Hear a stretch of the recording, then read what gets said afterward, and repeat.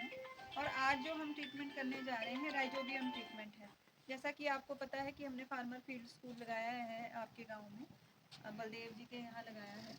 तो अभी हम इसमें राइजोबियम ट्रीटमेंट करेंगे। राइजोबियम ट्रीटमेंट किस लिए ज़रूरी है, क्योंकि सबसे पहले तो आपने देखा होगा कि जैसे हम मटर लगाते हैं तो उसमें नीचे रॉटिंग आनी शुरू हो जाती है आजकल। तो जो राइजोबियम की ट्रीटमेंट आप करेंगे तो वो रॉट जो आता है वो नहीं आएगा इसमें। और दूसरी बात ये है, क्योंकि आपने देखा होगा कि जो मटर होता है उसकी जड़ों में गांठें होती है छोटी छोटी, है ना। वो गांठें क्या करती है, वातावरण से नाइट्रोजन को इकट्ठा करके जड़ों में फिक्स करती है। तो ये जो राइजोबियम की ट्रीटमेंट हम करेंगे, ये है राइजोबियम। आप देखेंगे एक तरह का, आप अगर इसको देखते हैं तो चारकोल जैसा पाउडर है ना।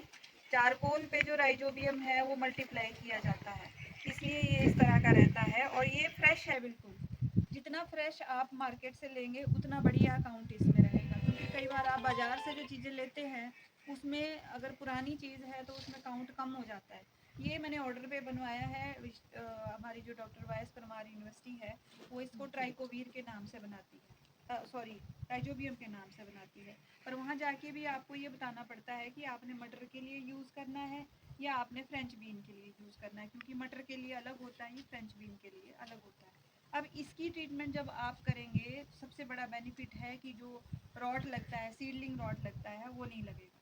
दूसरी बात ये है कि जो उसमें छोटी छोटी गांठें होती हैं उसकी मल्टीप्लिकेशन फास्ट हो जाएगी। मतलब अभी तो वो कम है, नोड्यूल्स को बढ़ा देगा। ये नोड्यूल्स को बढ़ाएगा तो वातावरण से नाइट्रोजन ज़्यादा इकट्ठी इसमें हो सकती है। और जो मिट्टी में फिक्स हो जाता है ना, कई बार पोटाश फिक्स हो जाता है, उसको भी ये सॉल्युबलाइज करता है। और सूखा सहने की क्षमता को भी ये बढ़ाता है। तो इसको जब भी आपने ट्रीटमेंट करनी है, जो ऑर्गेनिक तरीके से कर रहे हैं या नेचुरल तरीके से जो भी फार्मिंग कर रहे हैं, वो तो ज़रूर इसको इस्तेमाल करें। और इसको ये हमें सिर्फ 500 रुपये किलो ये यूनिवर्सिटी से मिलता है। ये जो मैंने लाया है 500 रुपये का है, बहुत महंगा नहीं है। और कितनी क्वांटिटी आपने इसकी यूज़ करनी है, सिर्फ 20 ग्राम प्रति किलो के हिसाब से। मतलब अगर आपने 10 किलो की सीड की ट्रीटमेंट करनी है तो सिर्फ 200 ग्राम की आपको राइजोबियम की ज़रूरत पड़ेगी। अब हमने ये क्या किया है, मैंने पहले अंदर भी बताया था आपको कि हमने ये घोल बनाना है गुड़ का। 50 ग्राम गुड़ लिया, आधा लीटर उसमें पानी लिया और उसको बॉयल कर लिया। बॉयल इतना कर लिया कि ये जो है ना आपका, ये जो सोल्यूशन ऐसा होना चाहिए कि एक तार बने। अभी ये देखो एक तार थोड़ा सा हल्का सा बन रहा है। थोड़ा सा इसको और बॉयल किया जा सकता था। चिपचिपाहट इसमें रहनी चाहिए। चिपचिपाहट जितनी रहेगी, इसका मतलब यही है कि जो ये राइजोबियम है ना, इसको ये गुड़ का पानी जो है शक्ति प्रदान करेगा, चिपकेगा भी। और उसको जैसे आप नेचुरल तरीके में भी तो आप गुड़ का इस्तेमाल करते हैं ना, वो माइक्रोब्स को बढ़ाने के लिए। तो इसीलिए ये गुड़ का इस्तेमाल भी इसीलिए हो रहा है कि एक तो ये इसको चिपकाएगा, ये देखो चिपचिप हो रहा है ना। दूसरी बात ये है कि जो आपने गुड़ का घोल डाला है वो माइक्रोब्स को शक्ति प्रदान करेगा, वो और ज़्यादा उससे मल्टीप्लाई करेंगे। तो आपने ये कितना लेना है, 20 ग्राम प्रति किलो के हिसाब से, जितनी आपकी क्वांटिटी होगी उस हिसाब से। और ये जो हमने राइजोबियम का मिक्सचर लाया है, थोड़ा मैंने ज़्यादा लाया है। तो जो जो फार्मर और हमारे साथ अभी मटर लगाने वाले हैं तो उनको भी हम थोड़ा थोड़ा प्रोवाइड करेंगे, ताकि आप साइड बाय साइड इसको हमारे साथ लगाओ, है ना। अब ये क्या करना है, आपने ये मिक्सचर ठंडा हो गया, गर्म नहीं होना चाहिए। अगर आपने गर्म में डाल दिया तो प्रॉब्लम आ जाएगी। आओ बलदेव जी। अब आपने ये हमारे पास 2 किलो सीड है जी, छत्ती छत्ती वैरायटी है, इसका 2 किलो सीड है। अब हमने इसमें आईडीए से आपका 2 किलो सीड के लिए तो आपको बहुत कम इसकी जरूरत पड़ेगी।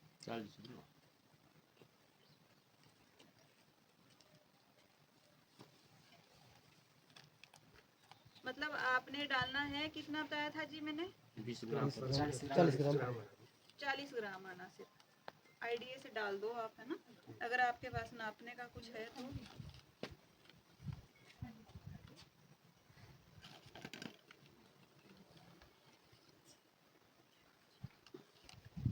थोड़ा शायद ज़्यादा ही डल गया होगा, ज़्यादा भी डल जाता तो कोई ऐसी प्रॉब्लम नहीं। थोड़ा सा इसको हाथ से, थोड़ा सा गुड़ का घोल जो है ना, आपने चिपचिपा थोड़ा ज़्यादा बनाना है। ये थोड़ा सा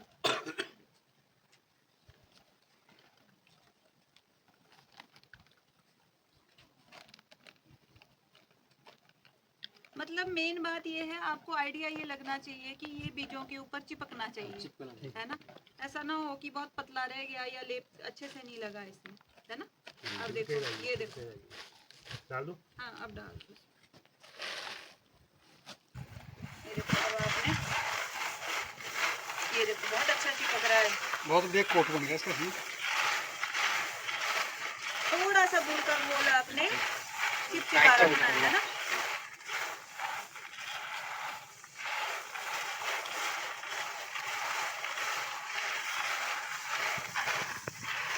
अभी ये जब आपका सूखेगा ना ये, तो ये बिल्कुल लेप लग जाएगा इसका।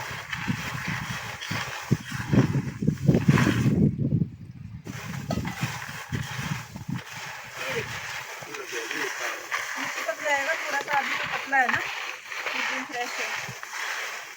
ये सेम डे नहीं लग जानी चाहिए। हाँ जी, सेम डे नहीं लग जानी चाहिए। 2-3 घंटे, बस 2 घंटे आपने छाया में सुखाना। नहीं जैसे कल क्लियर है तो खराब हो जाएगा। नहीं, खराब नहीं होगा, पर ये है कि आपने इसको सुखाना जरूर है ताकि दाने दाने हो जाएंगे नहीं तो। ताकि मेन बात ये है कि इस तरह से इसमें कोटिंग आ जानी चाहिए बिल्कुल पूरी ऊपर से ना। टमाटर मिर्च के लिए भी आता है।